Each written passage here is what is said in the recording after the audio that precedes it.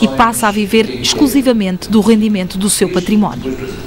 Até 1992, a partir daí nunca mais recebemos um único tostão, mas até 1992 a Fundação recebeu 112,3 milhões de dólares, cuja origem, esse dinheiro cuja origem foi do Tesouro Português que nos pôs à nossa disposição, mas cuja origem, tal como o dinheiro que foi entregue aos Açores, que foram para aí 300 milhões de dólares, ou 200 e tal, 280 e tal, foi dinheiro que teve como origem essas contrapartidas que os Estados Unidos estiveram dispostos na altura a dar e que estava previsto que tivessem um increasing trend, que fossem aumentando, mas que realmente, no que diz respeito à Fundação, nós só recebemos até 92 de transferências do Estado português essa importância de 112,3 milhões de dólares e a partir daí temos vivido da administração dessa importância. Apesar das críticas ao afastamento dos Açores, a Fundação tem investido na região. A geotermia foi um dos projetos que no início chegou a receber dinheiro da FLAD. A biblioteca da Escola das Laranjeiras, em Ponta Delgada, também foi criada com dinheiro da Fundação Luso-Americana para o Desenvolvimento. A Universidade dos Açores acaba por ser a parceira privilegiada da Fundação. Através de protocolos de cooperação, a FLAD já investiu mais de 4 milhões de euros na Universidade Açoriana. A Universidade dos Açores não subscreve a atitude extremamente crítica que impera nas ilhas em torno do desempenho da Fundação Luso-Americana para o Desenvolvimento. Efetivamente, ao longo dos anos, a FLAD tem sido uma importante parceira da Universidade dos Açores no desenvolvimento de projetos de investigação. Poderei dar, inclusivamente, alguns exemplos. Nos primeiros 4 meses do passado ano de 2006, a FLAD, por exemplo, apoiou a Universidade dos Açores em 9 projetos no montante de cerca de 290 mil euros. Para falar uma linguagem, o calão dos Estados Unidos, são peanuts, não têm qualquer significado. Mesmo, eu não estou em desacordo que, por exemplo, o grande interesse da FLAD, o apoio através da FLAD dos Estados Unidos, fosse, por exemplo, na formação ao mais alto nível científica com a Universidade dos Açores. Mas tinha que ser um programa com consistência e não meras questões ocasionais, que não têm qualquer significado na globalidade da política universitária açoriana. Acho que a FLAD cumpriu bem a sua missão relativamente à universidade. Agora é evidente que há outros aspectos, não é? Onde as coisas poderiam ser aumentadas e melhoradas, não é?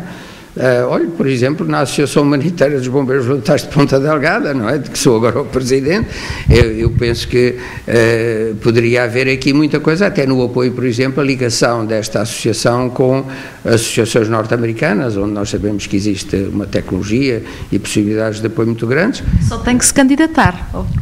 Isso agora, pois aí é que está o problema, é que não há um programa, não há um projeto da Fundação Luso-Americana para a região.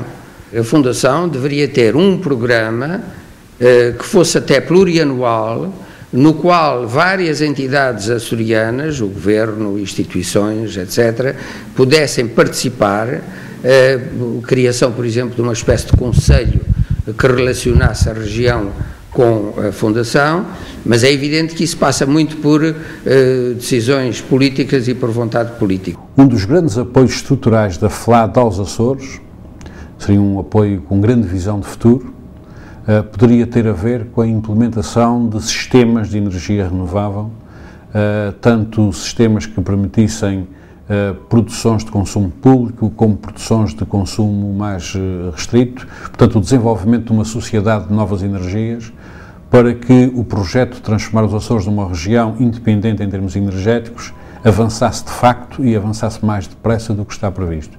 Esse seria um grande serviço que a FLAD prestaria aos Açores. O património da Fundação está orçado em 150 milhões de euros, um valor onde se inclui a sede em Lisboa, um palacete na Lapa. Apesar da opulência do edifício e das grandes expectativas dos primeiros anos, a FLAD está longe de possuir a riqueza prevista a quando da sua criação. Hoje está muitos números abaixo da Fundação Calouste de Gulbenkian. Com um capital deste género não se pode ir muito longe do ponto de vista quantitativo. Não é? Para lhe dar uma ideia, só a Fundação Gulbenkian deve ser 30 vezes maior que nós. E, portanto, naturalmente pode fazer coisas muito mais amplas, e é bom que faça. Esta fundação, que, como digo, tem meios limitados, porque com 1 milhão de contos de orçamento anual, 1 milhão de contos são 5 milhões de euros, como orçamento para subsídios. Em relação às bolsas de estudo que damos, aos projetos que fazemos, as hipóteses de projetos novos são relativamente limitadas, portanto não se vai a lado nenhum em termos de tentar substituir o orçamento do Estado, o orçamento de uma região com essas verbas tão pequenas. O que é importante é, digamos, ser capaz de lançar novas iniciativas. Portanto, a ideia de podermos ter programas de cooperação é algo que é muito positivo, porque é a maneira de fazer as coisas. Quer dizer, uma delegação para quê? Quer dizer, hoje não tem sentido nenhum, com as facilidades de comunicação que existem, ter uma delegação só para arranjar uns postos de trabalho, jobs for the boys, A, B ou C. O resto não tem qualquer sentido. Houve uma altura em que a Fundação teve bons rendimentos, que foi na altura da bolha financeira, em que, portanto, eles fizeram investimentos e colheram os rendimentos desses investimentos, mas, entretanto, nós sabemos que a situação mudou muito e que, portanto, hoje, com juros muito baixos e com uma bolsa instável, muito volátil, obviamente que a Fundação se ressentiu muito. Portanto, eu aí concordo com a análise que a FLAD possa fazer dessa ideia de falsa riqueza que se criou e que na realidade é falsa. Quem está em falta com esta Fundação e com os Açores não é a Fundação, é os Estados Unidos, porque quando eles para aqui vieram, era suposto continuarem todos os anos, ou X em X tempo, continuar a dar participações pelas ocupações que usam à FLAD. Nunca mais cumpriram com o que se tinha combinado. Os americanos têm falhado completamente em tudo o que combinaram com a Fundação. Para a causa açoriana, o desinvestimento na FLAD é mais um dos sinais do fracasso de Portugal na condução do Acordo de Cooperação e Defesa. Todas as negociações políticas entre a República Portuguesa e os Estados Unidos devem ser feitas tendo os olhos no valor geoestratégico dos Açores e admitir que os Açores são o único peso efetivamente importante de uma relação política com os Estados Unidos, bilateral. Isto é, fora das outras organizações em que Portugal também está incluído com os Estados Unidos, como seja, por exemplo, a NATO. A grande força que Portugal tem de poder negociar bilateralmente com os Estados Unidos são os Açores.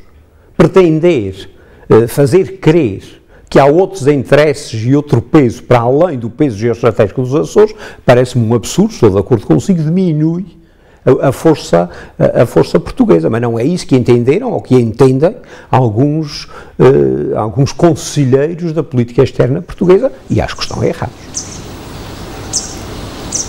No intuito de obter mais receitas, a atual administração da FLAD tem interesse em alterar os estatutos com o objetivo de perder a tutela do Estado português. Na base desta aspiração está a obtenção de fundos comunitários. É, digamos, como que privatizar a Fundação, no sentido de ela ser considerada uma organização não governamental, quer no país, quer no estrangeiro. A Fundação, pelo facto de formalmente não ser considerada não governamental, é prejudicada em determinados concursos a que pode concorrer e que pode fazer fundraising e que pode fazer matching grande, pode juntar recursos sei lá, de fundos estruturais europeus e os nossos, e desta maneira imensos concursos estão vedados porque é considerada, por razões formais, uma organização governamental. O atual Ministro dos Negócios Estrangeiros não mostra, por enquanto, interesse nesta alteração. Armando Mendes, autor do livro Os Açores e a projeção de força nos cenários pós-Guerra Fria, não acredita numa desvinculação da FLAD ao Estado português.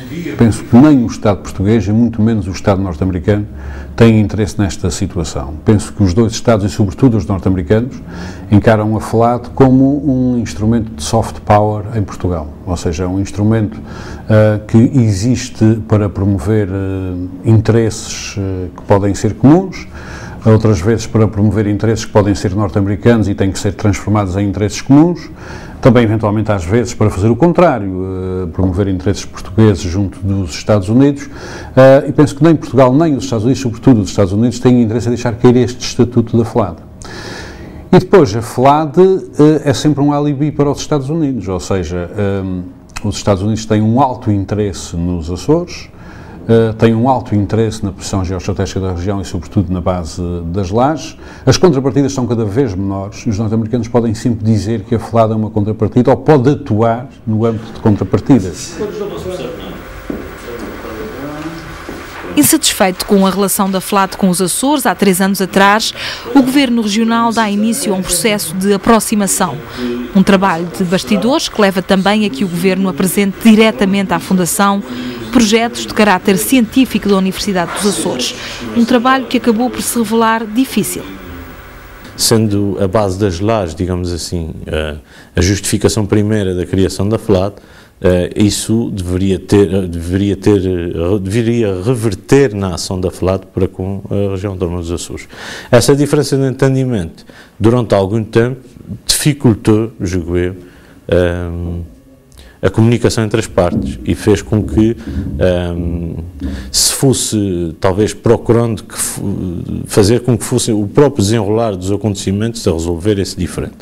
Neste momento o que há é, essa diferença de entendimentos não está resolvida, mas há um modo de funcionar que está à margem desse diferente e que tem a ver com o funcionamento corrente tanto da cooperação que a região pretende desenvolver com os Estados Unidos, como da atuação da FLAD. Mas o que é que mudou para que houvesse uma maior proximidade e um diálogo? Eu julgo que mudou, de certa forma, o que mudou essencialmente terá sido uma certa rigidez das partes na defesa da sua posição.